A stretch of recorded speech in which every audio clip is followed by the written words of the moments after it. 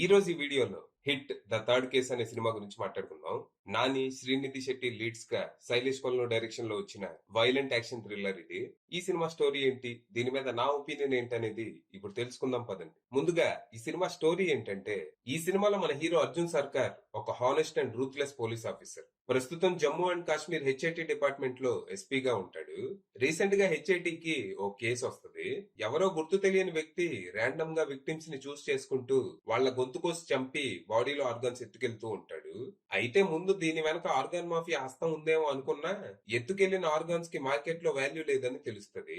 దాంతో ఇది ఏ serial killer పనో లేకపోతే ఏ సైకో పనో అయి ఉంటదని అటుగా ఇన్వెస్టిగేషన్ స్టార్ట్ చేస్తారు. ఆ ఇన్వెస్టిగేషన్ లో సేమ్ ఇలాంటి హత్యలే దేశవ్యాప్తంగా వివిధ రాష్ట్రాలతో పాటు దేశం బయట కూడా జరుగుతున్నట్టు బయటపడుతుంది. అయితే ఈ ఇన్వెస్టిగేషన్ మధ్యలో ఉండగా సర్కార్ వైలెంట్ నేచర్ వల్ల జమ్మూ అండ్ కాశ్మీర్ లో శాంతి భద్రతా సమస్యలు తలెత్తడంతో ఉన్న పలంగా తనని వైజాగ్ కి ట్రాన్స్ఫర్ చేస్తారు. కానీ సర్కార్ తో పాటు ఈ హత్యలు కూడా వైజాగ్ షిఫ్ట్ అవుతాయి. తను వైజాగ్ రాగానే ఇక్కడ కూడా సిమిలర్ గా హత్యలు జరగటం మొదలవుతాయి. దాంతో మధ్యలో వదిలేసిన ఇన్వెస్టిగేషన్ ని మళ్ళీ స్టార్ట్ చేస్తాడు. ఈ ప్రాసెస్ లో తనకి దీని వెనక సిటికే అనే పెద్ద క్రిమినల్ ఆర్గనైజేషన్ హస్తం ఉందని తెలుస్తుంది. దాంతో వాళ్ళని ఆపటానికి సర్కార్ తన ఉద్యోగాన్ని పణంగా పెట్టి ఒక ప్లాన్ వేస్తాడు. మరి సర్కార్ వేసిన ప్లాన్ ఏంటి, అసలు ఈ సిటికే ఏంటి, ఈ ఆర్గనైజేషన్ ఎలా రన్ అవుతుంది, దీని వెనక ఎవరున్నారు, చంపటం వీళ్ళకి కేవలం సరదానా లేకపోతే పర్పస్ ఏమైనా ఉందా, అసలు వాల్యూ లేని ఆర్గాన్స్ ని ఎందుకు తీసుకెళ్తున్నారు, ఇంతకీ ఈ కథలో మృదులా పోషించిన పాత్ర ఏంటి, చివరికి ఈ కేసుని ఆ సిటికేని సర్కార్ ఎలా ముగించాడు అనేది మీరు సినిమా చూసి తెలుసుకోవాలి. ఇక ఈ సినిమా పర్లేదు, నాకైతే నచ్చింది. మరీ అద్దరిపోయే ఇన్వెస్టిగేటివ్ థ్రిల్లర్ అయితే కాదు గాని డీసెంట్ అనిపించింది. అంటే మొదటి 2 పార్ట్లు కంప్లీట్ ఇన్వెస్టిగేటివ్ థ్రిల్లర్స్ అయితే ఇది యాక్షన్ థ్రిల్లర్ అన్నమాట. సినిమా ఫస్ట్ హాఫ్ చాలా ఇంట్రెస్టింగ్ గా సాగుతుంది. అర్జున్ సర్కార్ ఒక అన్ప్రెడిక్టబుల్ కాప్, మహా కోపిష్టి. ఎప్పుడు ఎలా రియాక్ట్ అవుతాడో తెలియదు. ఇలాంటి క్యారెక్టర్ ని కూడా తన పర్ఫార్మెన్స్ తో ఇన్స్టెంట్లీ లైకబుల్ గా మార్చేస్తాడు మన నాని.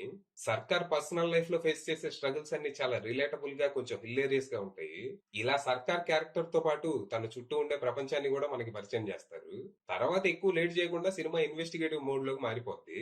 ఈ ఇన్వెస్టిగేషన్ మరీ అంత గ్రిప్పింగ్ గా ఏం లేకపోయినా ఇక్కడ సర్కార్ చేసే పనులు షాకింగ్ గా ఉంటూ ఇంట్రెస్ట్ ని అలాగే ఉంచుతాయి.